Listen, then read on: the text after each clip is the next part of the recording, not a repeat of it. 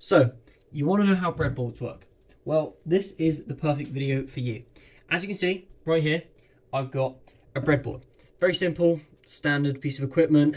And if you wonder what a breadboard is, it's basically a circuit board, except you don't have to pre-print it, so you don't have to get all your measurements done, and you can just use it really for messing around with circuits. Now, as you can see on my one here, very simple. It's made of 3 different parts. 2 side pieces and the main board.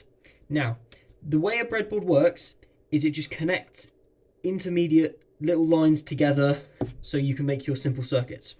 Now, the way this one is set out, and a lot of the times you will see on the side of your breadboard, or on mine you can see it's a separate piece that just clips on and off, so I can add more if I want to, and on the sides here, more little clippy bits.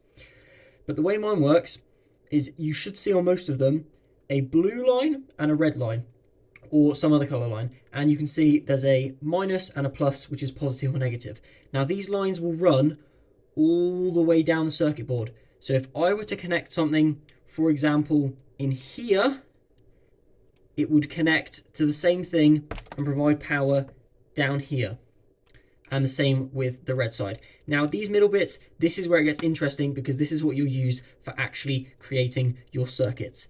Now, as you can see right here, there are lines that go along and that go down, and they've got numbers 5, 10, A, B, C, D, E, just so you can see. And so A to J, 5, all the way to 60, which is the length of this. Now, if I were to plug in something on A5, for example, it would connect all the way across on the 5 level. So it would go A, B, C, D, E on the 5 level. However, it wouldn't go F through to J. So it's 2 different boards. Some of them are connected, but this one is different, as you can see. It's got a little slit down the middle, which symbolizes how it connects separately. Let me just clip that one on. And the same, level 1 will not connect to level 2, 3, 4, any of these.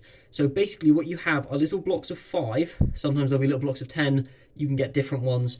But on my one, a block of 5 that goes only 1 down. So it doesn't go down any more of these. And it goes across just by the length of this small circuit board.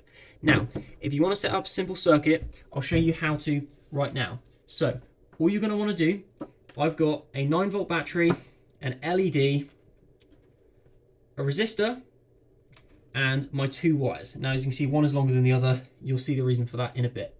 So the first thing we can do is plug anywhere along the positive side. It doesn't matter, positive or minus, which one you use. I'll just be hitting it into the positive side here, because I'll connect it to the positive end of my battery. And then you're going to need to plug in your resistor somewhere.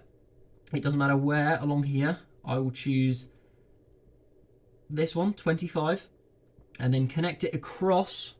So from the red bit, connected it across to A25, which, as you know, we know it goes all the way along down to E on 25.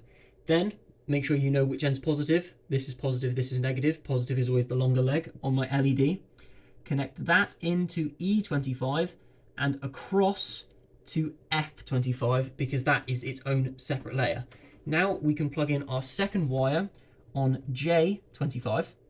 Plug it in like that. Connect the black up to the negative and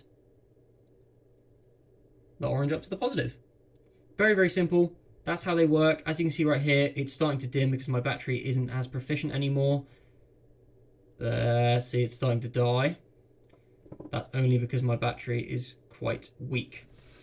There you have it. A simple introduction to breadboards. I hope you enjoyed this video. If you did, please remember to like and subscribe. It helps out the channel an absolute ton. Thank you guys so much for watching. Have a nice day.